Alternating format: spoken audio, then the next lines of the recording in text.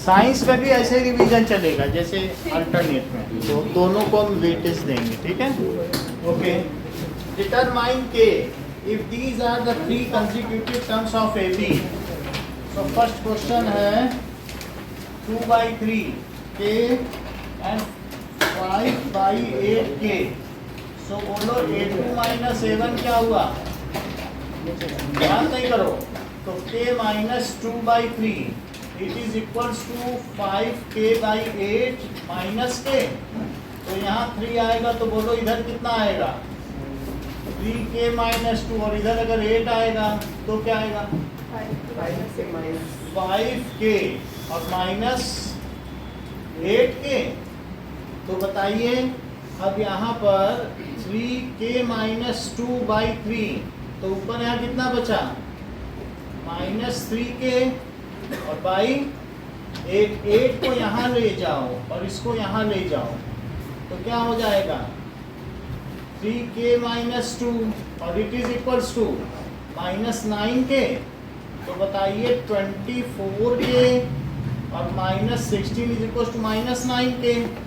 तो 24k plus 9k is equals to 16, तो ये कितना हो गया 24 प्लस 9 या 33k हो गया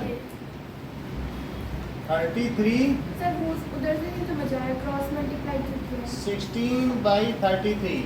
यानी यहाँ पर क्या होता है जब नीचे की चीज़ ऊपर चली जाती है और ये वाली चीज़ इधर चली जाती है, तो फिर हमने ऐसा कर दिया। और कुछ लोग ऐसा कहते हैं कि बीच वाला जो होता है वो अरिथमेटिक मीन होता है।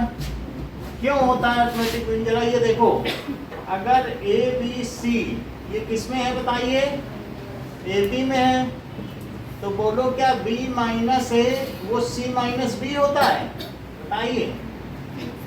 तो ये मुझे बताओ कि B प्लस B क्या हो जाएगा A प्लस C, तो 2B क्या हो जाएगा A प्लस C, तो B क्या हो जाएगा A plus C/2। So middle term is arithmetic mean of the neighbourhood terms. देखो बीच वाली टर्म आई कि नहीं, तो ये जो बीच वाला k है इन दोनों के सम के बाई 2 भी कर सकते हैं क्या। तो एक दूसरा मेथड भी है इसका, वो क्या है कि जो बीच वाली टर्म है वो किसका सम है, दैट इज 2/3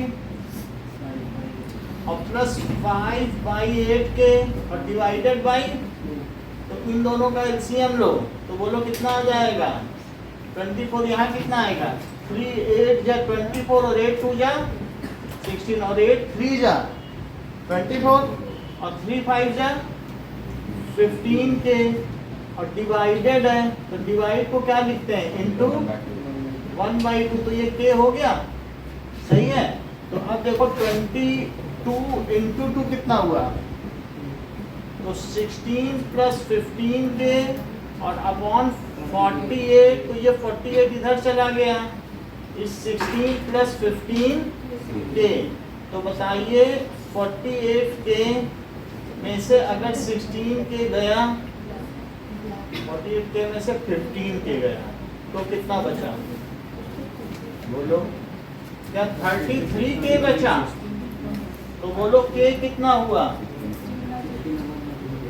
सही है। चलो अच्छा ऑनलाइन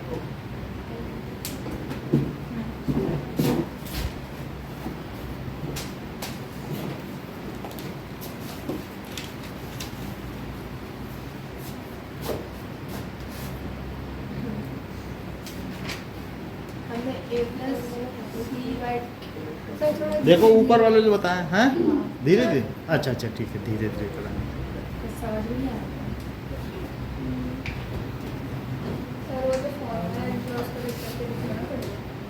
नहीं वो करना नहीं पड़ेगा, कह देना middle term is arithmetic mean of the neighbouring terms adjacent terms.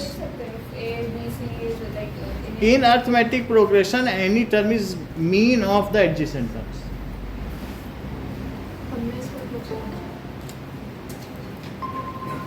ये तो ऑनलाइन आ गई।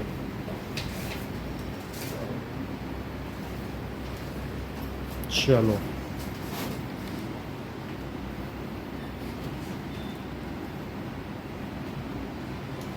ओके, बोर्ड पूरा दिख रहा है। Yes sir.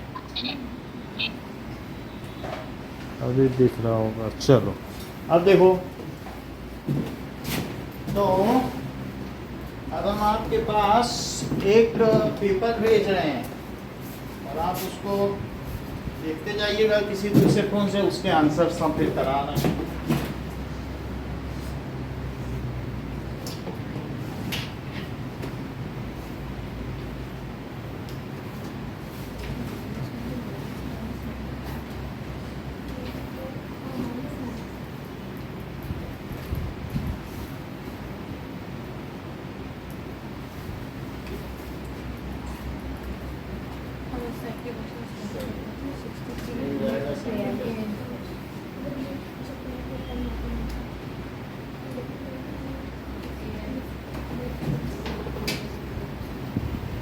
ग्रुप में भेज दिया, देखिएगा ये शिका।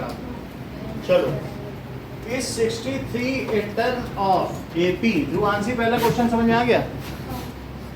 सेकंड देखो, इस 63 a term of AP -1 4 9 14 let an is equals to, लेकिन an क्या होता है, a plus n minus d is equals to 63, तो -1 प्लस n -1 और d की वैल्यू कितनी है, d की value 4 minus -1 that is a2 minus a1, तो 4 plus 1 5, तो 5 is equals to 63, n का पता कर लें। कोई कर लेगा तो हमें बता भी देगा। If P Q are in AP, तो ये प्रूव करना, कितना आ रहा है, n कितना आ रहा है, 69/5, तो n की वैल्यू आई है 69/5, as n can not be in fraction, so 63 is not the term of given AP। अब कह रहा है कि PQR AP में है, तो PQR ये किसमें है, AP में है। तो क्या आप ये कह सकते हो कि Q is equal to P plus R/2, नहीं तो इतना तो कह ही सकते हो कि Q minus R, this minus this, वो भी कॉमन डिफरेंस है, अभी नहीं करा, A2 minus A1 is equals to R minus Q। जिसे ये ना समझ में आए तो ऐसे समझे, A2 minus A1 is equals to A3 minus A2। सही है,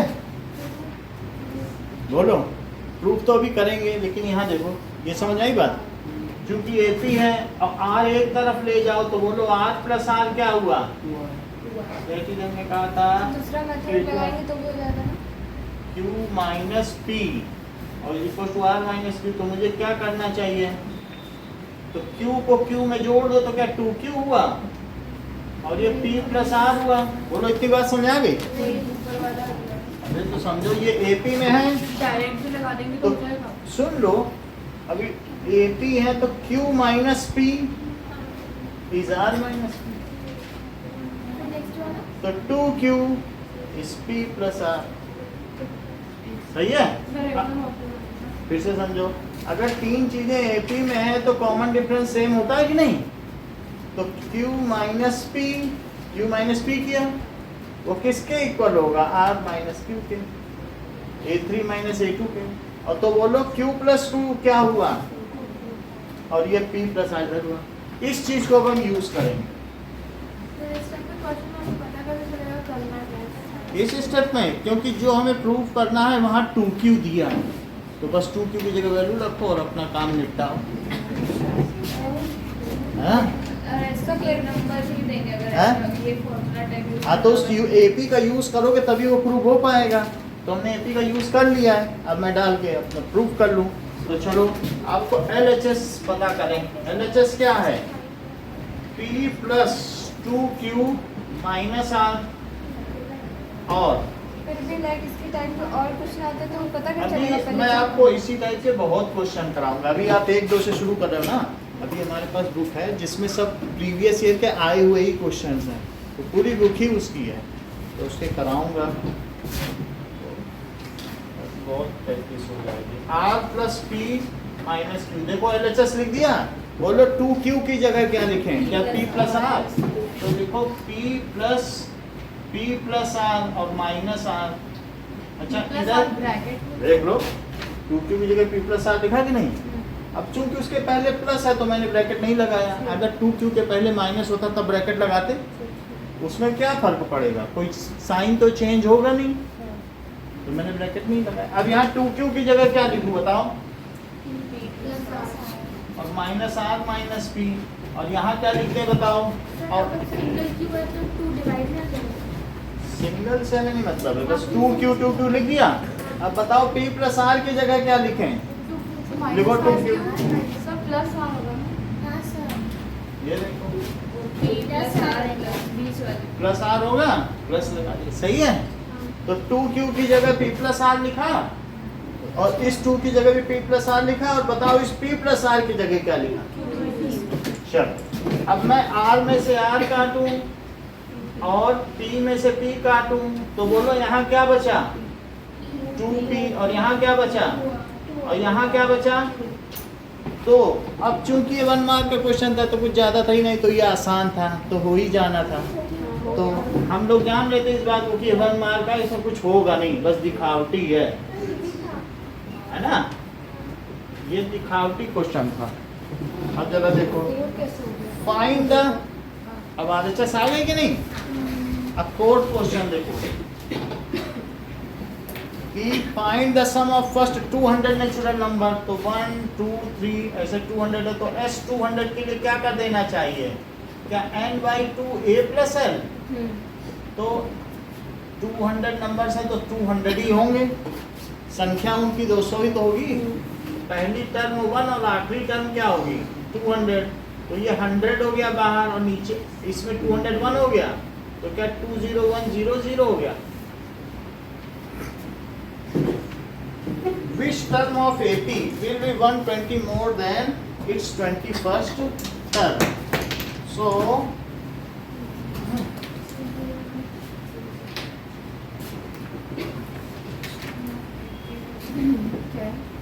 देखो 5th question, Which term of AP, तो AP क्या है 3 15 27 39, तो लेट AN टर्म जो है वो क्या है, इज 120 मोर, ये ज्यादा है किससे, देन A21। तो अगर मैं ये कहूँ कि AN जो है A21 में 120 और जोड़ो तब आती है, तो ये बात सही होगा, क्योंकि जैसे तुम अपनी बहन से 2 साल बड़ी हो तो बहन के एज में ही तो 2 साल जोड़ना पड़ेगा। यू आर 2 years मोर, तो जो छोटा है उसी में तो 2 साल जोड़ोगे तब तुम्हारे बराबर एज आएगी। वो बात समझ में आई धुआं से। देखो 2 तरीके से कर सकते हो, ऐसे भी कर सकते हो, AN माइनस A21 इज 120, अगर AN 120 मोर है। Your age minus your younger sisters age is 2, वो ठीक है। कह रहा है कि वो टर्म बताओ जो 21st टर्म से 120 ज़्यादा है, तो लेट AN जो है वो 20 is equals to 120 plus A21, यही किया, तो ये ठीक लग रहा है कि ये है दोनों एक सही है ना। तो अब इसी में वैल्यू डालो, AN है तो AN क्या होता है A प्लस n माइनस 20, और इसे क्या कहें A प्लस 20D और प्लस 120, चाहे तो वैल्यू रख के काटो चाहे बिना वैल्यू रख के काटो, है तो A वही 3 है कि नहीं। तो 3 प्लस n माइनस 1D बताओ कितना हुआ यहाँ से 15 माइनस 3 तो 12 रख दीजिए, 12 is equal to 3 plus 20 into 12 plus 120, so 3 plus 12 n minus 12 is equals to 3 plus 240 plus 120। now अब यहाँ कितना बचेगा, क्या 12 n minus 9 बचेगा, और उधर 360, तो 363 बच जाएगा क्या? देख 12 9 36 और 3, तो बोलो 12n कितना हो जाएगा? 363 प्लस 9, तो ये कितना हो जाएगा? 3 9 3 12 372, तो n कितना हो जाएगा? 12 3 36 और 12 So 21st term is desired term. 31 sir 31 होगा 30, so 31st term is the term is desired term. अब अगला देखें, 6th क्वेश्चन क्या कह रहा है? Right the expression an minus a के a plus d a plus 2d, ऐसी एक्सप्रेशन है। और आपको क्या निकालना है? an माइनस a के an क्या होता है? क्या a plus n minus 1d, और a के क्या होता है? इसमें क्या निकालना कह रहा है ये चीज पता करो, an माइनस a। तो बोलो a से a कटा, देख लो। और अब आपके पास क्या बच रहा है? n माइनस 1d, ये देखो, ये चीज पता करनी है। तो an की जगह ये लिखा और a की जगह ये लिखा, a तो कट गया ना, और माइनस में क्या लिखें? a माइनस 1d, तो बोलो n माइनस 1 और माइनस a माइनस 1, बाहर क्या रख दें? d। अच्छा, अब इसे क्या लिखें? n माइनस 1 और माइनस k प्लस 1d, तो बोलो माइनस 1 और प्लस 1 कट गया क्या? तो फिर क्या रिजल्ट आया? सर एक minute n minus k d। तो अगर आपको an माइनस a के निकालना है तो n माइनस k d इसका answer. Hence find the common difference of AP। हाँ। एक बार ये वाला फिर से समझो, देखो an की वैल्यू रखी, ak की रखती, a से कटा, माइनस में तो कटा, और बोलो n माइनस 1d और minus k minus 1d, d common आ गया, n minus 1 minus k plus 1, और माइनस 1 प्लस 1 भी कट गया, तो n माइनस k आ गया कि नहीं? अभी सवाल पूरा नहीं हुआ है। अब आगे क्या कह रहा है? कहता है कि 25th term is 10 more than 23rd term. तो ये चीज है कि ये बताओ कि 825 माइनस 823 क्या वो 10 है? प्लस वाला हैं? प्लस वाला plus is equal to 825 25th term, देखो 25th टर्म ज्यादा है 10 ना, तो मतलब अगर उन्हें सब्ट्रैक्ट कर दिया जाए तो हमारे पास इसी डिफरेंस में देख लो, बड़े माइनस छोटा बराबर 10, बड़ा वाला 10 ज्यादा है कि नहीं? मतलब एक ऐसे साधारण सी चीज है कि बड़े की एज माइनस छोटे की एज बराबर 10, तो 25th टर्म में बड़ी है कि नहीं 10? तो बड़ी टर्म माइनस छोटी 10 बड़ी है कि नहीं? हम वैसे बोल रहे थे 825 इज इक्वल टू 826 नहीं, अब हम इसे यूज करने जा रहे हैं ना, इसीलिए अब हमें यहाँ d निकालना है, तो मैं n माइनस के डी लिख दूंगा, इसीलिए तो ये निकाला है। तो अब an माइनस ए के इज इक्वल टू मैंने लिख दिया, लेकिन an माइनस ए के है क्या बताओ? n माइनस के डी, तो मैं उसकी जगह क्या लिखूं? तो यानी यही चीज तो हो गई ना an माइनस ए के। अभी आपने इससे क्या पता किया? बोलो an माइनस ए के क्या है बताओ? क्या ये n माइनस के डी नहीं है? तो मैं इसे यूज करूंगा अभी, तो मैं इसकी जगह क्या लिखूं? 25 माइनस 23 और d इज इक्वल टू 10 है। हाँ, ये देखो सर डी 5 है, ये चीज है, an माइनस ए के क्या निकाला?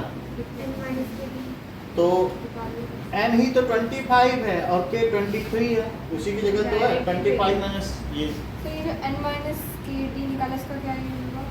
इसका n माइनस के डी, देखो n माइनस के और d लिख दिया, अब तो दिया आपको कैसे पता कि n और k 25 और तो कुछ भी हो उसी टर्म में n, ये 1000 हो 2000 हो तो फार्मूला बन गया।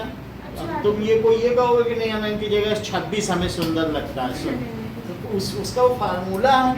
तो मैं क्या an माइनस AK की जगह ये ना रखूं, जब आया तो रखूंगा, और फिर जो भी वैल्यू वो बोल रहा है वो भी रखूंगा। और फिर पूरा सॉल्व कर दिया तो गलत है। पूरा फिर से सॉल्व करोगे तो फिर फायदा क्या हुआ इतना करने का, वो रखने के लिए तो पर नहीं। इसमें कुछ ना पूछा है इसलिए हाँ? ना। अब देखो इसके बाद हम पूरा भी कर सकते हैं, पूरे में भी यही आएगा, लेकिन फिर वो बुद्धिमानी नहीं होगी कि आप एक चीज करके फिर से उसी चीज का डुप्लीकेसी कर रहे हो। तो क्या 2D इज इक्वल टू 10 हो गया? तो बोलो 2D कितना हो गया, तो D कितना हो गया? तो अभी आप लोग पहले 6 क्वेश्चन करो, ज्यादा आपसे नहीं कराएंगे, उतना सेट हो जाए तब आगे बढ़ेंगे। ये लो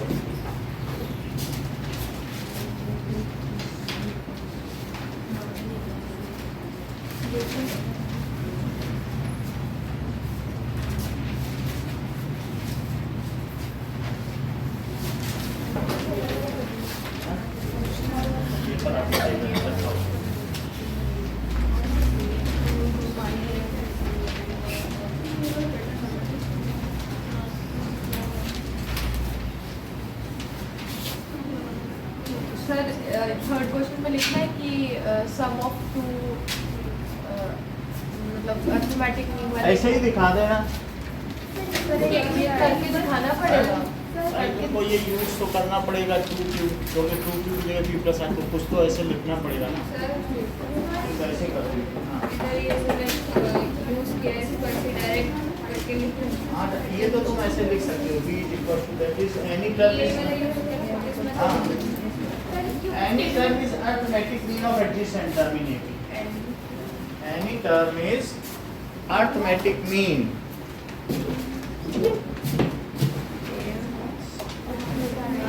of adjacent terms. any term is Arithmetic mean of adjacent term. चलिए find the sum of all natural numbers between 200 and 1502 which are exactly divisible by 3. तो all natural number लेना है, तो 200 में देखो 3 से divisibility तो क्या आ रहा है, 2 6 या 20, तो कितना आया 2 6 या 2 बच गया, तो मुझे क्या कर देना चाहिए, 1 is to be added so that no remainder is left. So 1 is to be added तो ये सब करके दिखाना to 200, then it leaves no remainder, है ना भाई, 1 कम पड़ रहा था कि नहीं, तो इस तरीके से now 201 204 ऐसे लिखते चले जाओ और बोलो 1502 सम ऑफ ऑल नेचुरल नंबर्स। 1502 की भी चेकिंग करो, 1502 तो जो 3 से डिविजिबल है तो बोलो क्या लिखे हैं, 3 5 जा 0 आया तो 0 लगाओ, फिर 2 लिखो, तो अभी भी कुछ नहीं आ रहा तो 0 लगा दो, कुछ नहीं, यही 2 फालतू है, तो इस 2 ना होता तो हमारा अच्छे से डिविजिबल ना हो जाता। और जीरो मान लो 2 डिजिट उतारे लेकिन वही ढाक के 3 पार कुछ हुआ ही नहीं। 200 से स्टार्ट होगी ना एपी तो अब ये जो 2 बच गया, हाँ बोलो, एपी तो 200 से स्टार्ट होगी ना। 200 से होती, लेकिन वो कह रहा है कि वे सभी नंबर बताओ जो 3 से डिविजिबल हों। तो 3 से डिविजिबिलिटी के लिए 2 बच रहा था, एक और जोड़ दें तो फिर ये 3 से डिविजिबल हो जाएगा। और उसमें देखो 2 एक्स्ट्रा बच रहा है, उस 2 को हटा दें 1500 तो 1500 वो भी 2 से डिविजिबल हो जाएगा 3 से तो दैट इज 207, और लास्ट कितना हुआ बोलो 1500, ठीक है, इज डिजायर्ड एटी। यहीं से स्टार्ट करें चलेगा। नहीं ये कहीं ना कहीं आप रफ में अगल बगल दिखा देना, हाँ बगल में रफ में दिखाना। अब देखो इस एटी में let it contains how many terms, so let it contains n terms, तो बोलो an क्या हुआ 1500,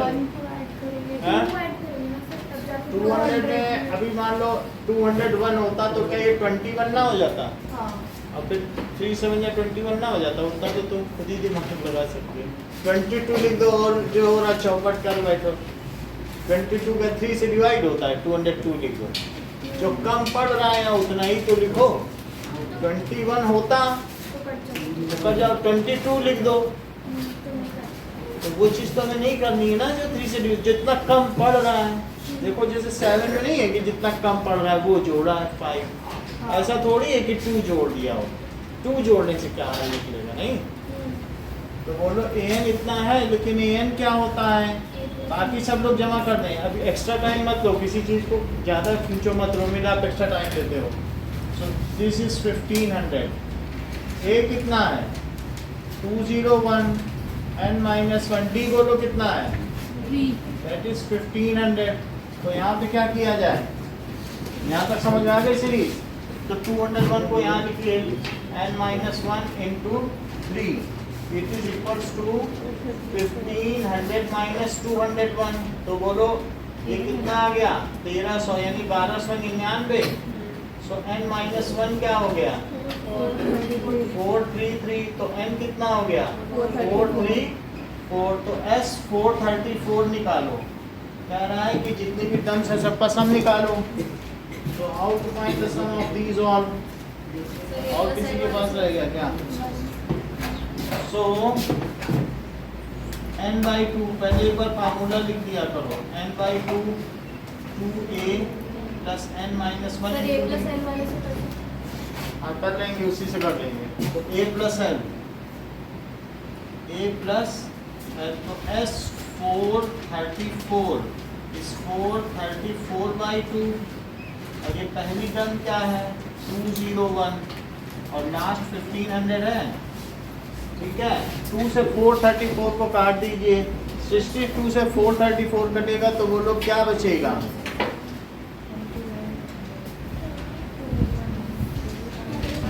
217। तो that is s 434 is equal to 217 और अंदर क्या बचा 1701। 541901। पता कर लिया 541901। 190। नेक्स्ट देखो 8th क्वेश्चन। अब बोलो एक बार और देखो। कह रहा है कि वे सभी डिजिट 200 से 1500 के बीच लिखो जो 3 से डिविजिबल है। सो 200 में हमने जब किया तो 2 बच रहा है, तो 1 और जोड़ लो तो 3 हो जाएगा पूरा सेट। तो फिर नहीं बचेगा ना, 3 और 3 का मल्टीपल होना चाहिए। तो 2 आया, एक और जोड़ दें 201 लिख देंगे, तब नहीं बचेगा क्योंकि यहाँ 21 हो जाएगा। फिर 21 से तो कट जाएगा ना, 3 7 या 21। इसी तरीके से यहाँ जो 2 एक्स्ट्रा बचा है इसको हटाओ तो 1500 लास्ट टर्म हुई कि नहीं, रिमाइंडर तो नहीं बचना चाहिए। छोटी टर्म में जोड़ा जा सकता है, लास्ट टर्म में से सब्ट्रैक्ट करना होता है। हाँ तो इसका आंसर बताऊंगा। अब ये जो भी टर्म्स हैं, let these are n terms.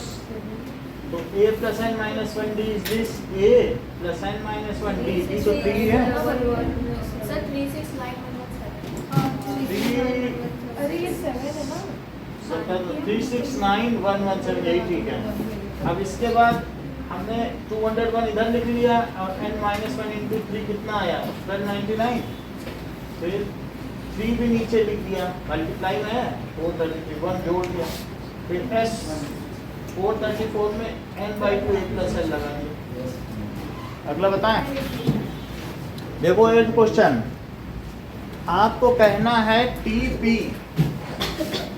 Plus TP plus 2Q यानी pth टर्म और P प्लस 2Qth टर्म वो किसके इक्वल है 2TP प्लस Q के। ये हमें प्रूव करना है। तो हमें LHS ले लें। तो TP plus TP plus 2Q इसमें a और d तो सेम ही रहेगा। हाँ a और वो एक ही AP है, एक AP की pth टर्म है और उसी AP की P प्लस 2Qth टर्म है। तो ये a आएगा या t आएगा। t जहाँ ये आएगा वहाँ ये आएगा। T तो एक टर्म होती है, जैसे A है वैसे T। कुछ लोग टर्म को T लिखते हैं, कुछ लोग टर्म को A लिखते हैं। तो अब बोलो TP को क्या लिख दें A plus p minus P minus 1 d D, और बोलो इसमें क्या लिखें, a plus p plus 2q minus 1 into D. बोलो बात सही है? जो टर्म होगी वो तो लिखना पड़ेगा और एक कम करके लिखना पड़ेगा। जब p था तो p माइनस 1 किया, p प्लस 2q तो यही तो करोगे। अच्छा आप a और a ऐड कर दो तो बोलो कितना आया, 2a, और इन दोनों में p माइनस 1 और plus p plus 2q minus 1, इसमें d सभी में आ रहा है तो क्या d कॉमन आ सकता है? बाकी सबको लिख डालो, d बाहर ले लो। सही है कि नहीं? तो a प्लस a है, ये लिख दिया, और इन दोनों में दोनों को ऐड किया और d कॉमन ले लिया, दोनों को जोड़ लो। t a है, जैसे ap होता है वैसे tp, कुछ लोग टर्म को t लिखते हैं। तो ये बताओ ये क्या चीज हो गई, क्या 2p है और प्लस 2q माइनस 2 आ गया? बोलो ऐसा हुआ क्या? देखो 2p प्लस 2q माइनस 2 आ गया, माइनस 1 और माइनस 1 से, और इस इन सब में से 2 बाहर आ सकता है और इससे भी आ सकता है। क्या सबके बाहर 2 ले लें? तो अगर हम सबके बाहर 2 ले लेंगे तो अंदर इसमें तो a बचेगा और इसमें क्या p plus q minus 1d बचेगा। और क्या यही p प्लस q नहीं है? RHS साइंस ग्रुप देख लो, p प्लस q का फार्मूला है, यहाँ भी 2 है और इन सब में भी 2, मैंने सबके बाहर निकाल दिया। या तो पहले फुटकर में बाहर निकाल देता, निकालते, लेकिन एक साथ भी निकाला जा सकता है। तो यहाँ a बचा और यहाँ क्या p प्लस q माइनस 1 बचा। बताओ बताओ कहाँ से बताएं? जहाँ से कहोगे बताएंगे। ये अब ये p प्लस q टर्म है तो t लिख रहे हैं टर्म, वैसे a p plus q term लिखते हैं क्योंकि जो यहाँ होता है वही टर्म मानी जाती है। a plus n minus 1d होता है तो a plus n minus 1d, तो n यहाँ p प्लस q नहीं है। हमें क्या पता वो लास्ट टर्म है? लास्ट हो ये बीच की कोई है, ये सब बीच की तो है, कौन सी लास्ट है? बोलो सेकंड लास्ट स्टेप समझिए ना। हाँ तो यही तो गड़बड़ हमने लिखी, इसको सही तो करें पहले। अब देखो अब समझ में आएगा, 2a अब 2 यहाँ कॉमन लो, अब p plus q minus 1d। बोलो यहाँ तक समझ में आया? अब एक साथ बात है, अब तो समझ में आ गया। वो तो समझ आ गया था, लेकिन लास्ट वाला जब इतना समझोगे तब तो आगे बताएंगे। अब ये बताओ क्या ये p प्लस q टर्म नहीं है?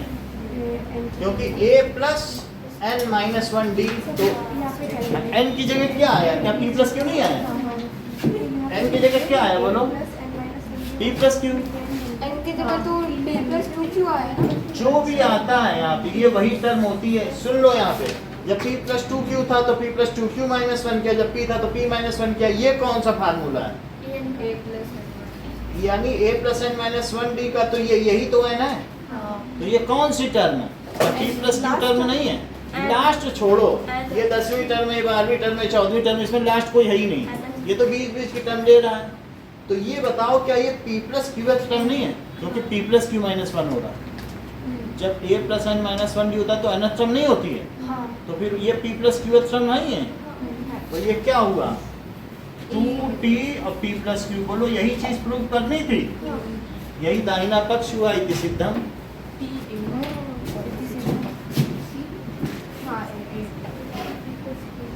अब देखो एक क्वेश्चन देखिए, नाउ नाइन्थ क्वेश्चन कह रहा है which term is the first negative term? So 19, 18 and 1/5 और 17 एंड 2/5। ये क्या एक AP है? This implies 19। बोलो 18/5 जा क्या होता है? 90 होता है तो 91/5। 17/5 जा 85 तो 87/5। तो यही तो एक AP हुई।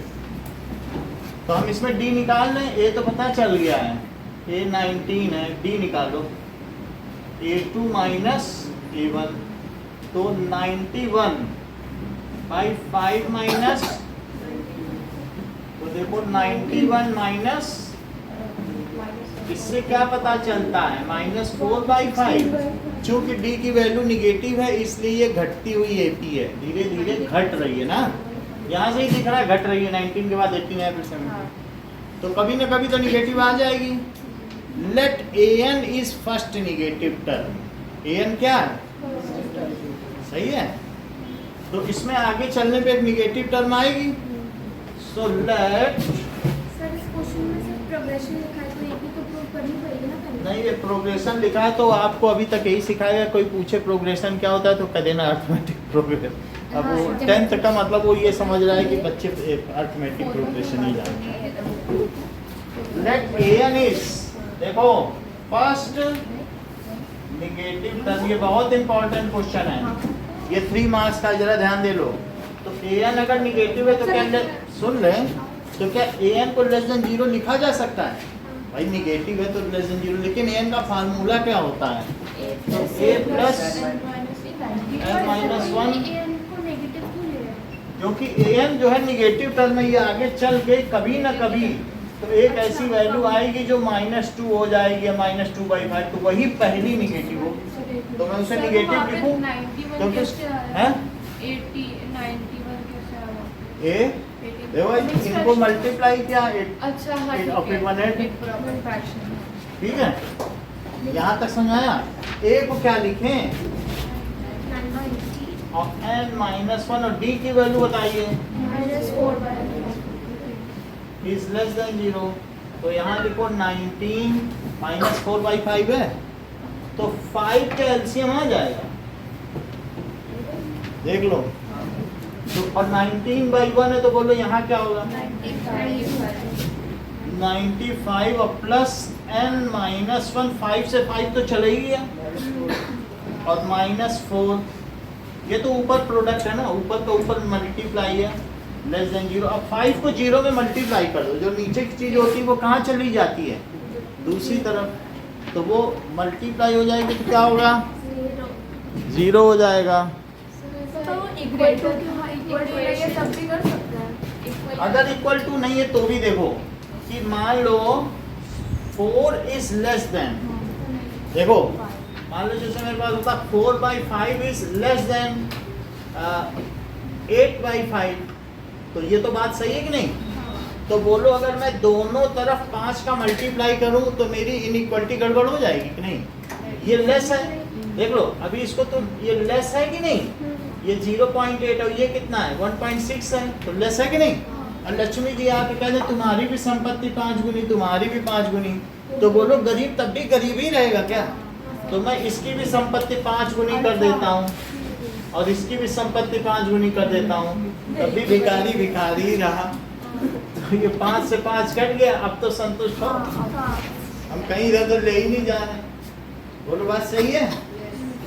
नाउ दिस इज 95 -4n और +4 इज लेस देन 0, क्योंकि इधर तो 0 हो ही गया, देखो 95 -4n और +4, देख रहे हो साइन भी तो चेंज होता है, और 95 +4 कितना हुआ, 99 -4n इज लेस देन 0। अब देख लो कि अगर मान लो 4 है और 4 लेस देन 10 है, और कहते हैं भिखारी को भी लक्ष्मी जी 2 रुपए पकड़ाते हैं और अमीर को भी, तो भी भिखारी भिखारी रहेगा क्या, ऐड कर दो, पहले मल्टीप्लाई कर देते, उन्होंने कहा संपत्ति 5 गुनी हो गई, तब भी जिसके पास 2 रुपए है तो 5 गुनी 10 हुआ, और लाखों है तो उसका कितना फायदा।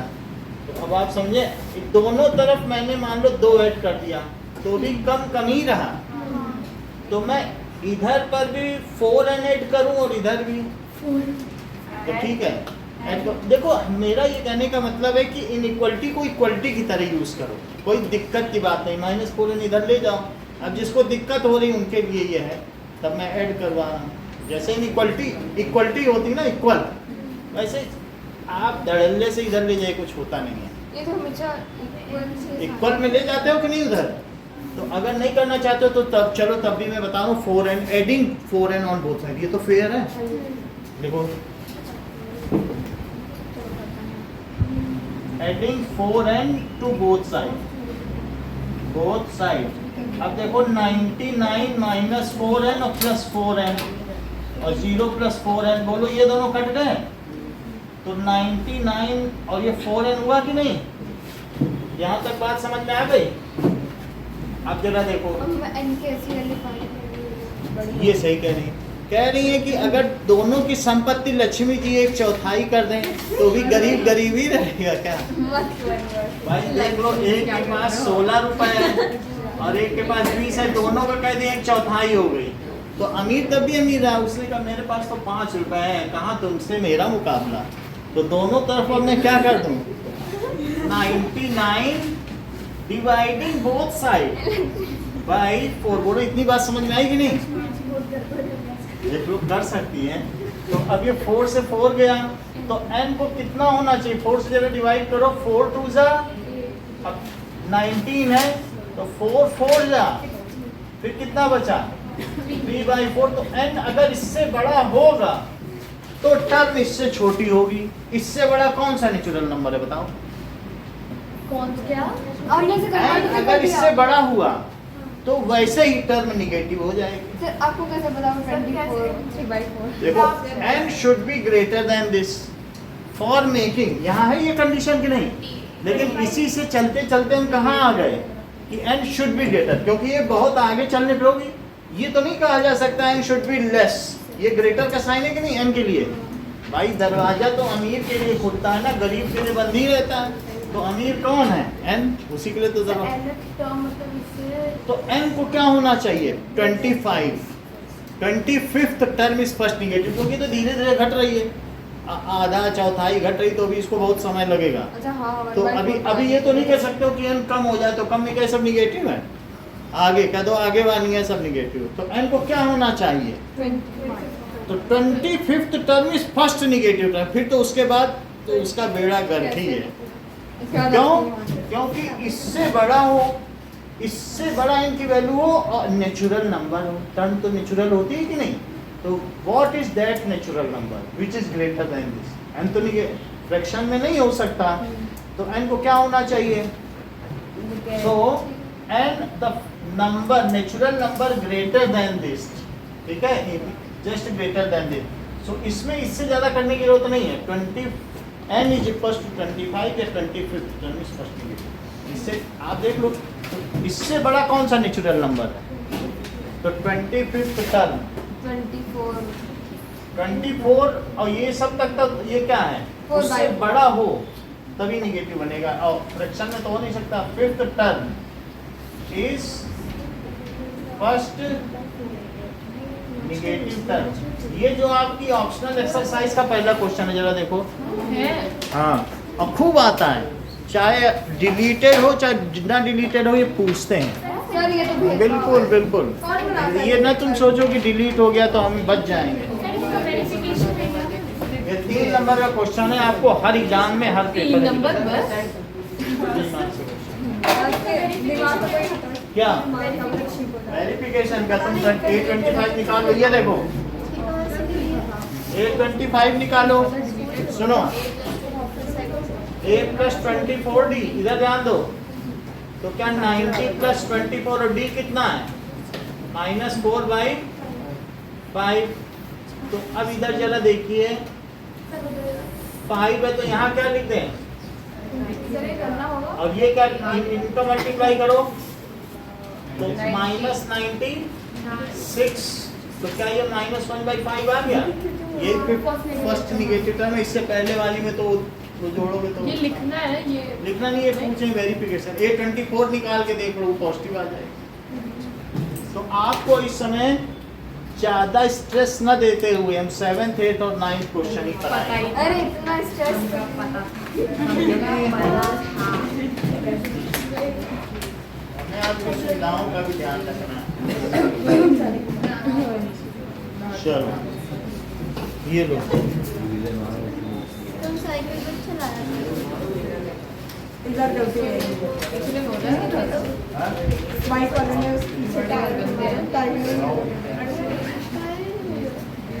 उससे पूरा हिल गया, उसका ब्रेक फेल हो गया, वो चलाने लायक नहीं बचा साइकिल। पीछे से आके मारा, मुझे कितना भी नहीं पता था कि बाइक पे देखी थी, पीछे बच्चा था, बाइक चलाता, उसके पैर तक ठीक से बाइक नहीं जा पा रहे। कोई बात नहीं, तो फिर उसे रेस मारे। ओके। उस दिन चौराहे पे गिर गई थी, मेरे को अरे बस खिला देती। चौराहे की बात चौराहे पे करो। अरे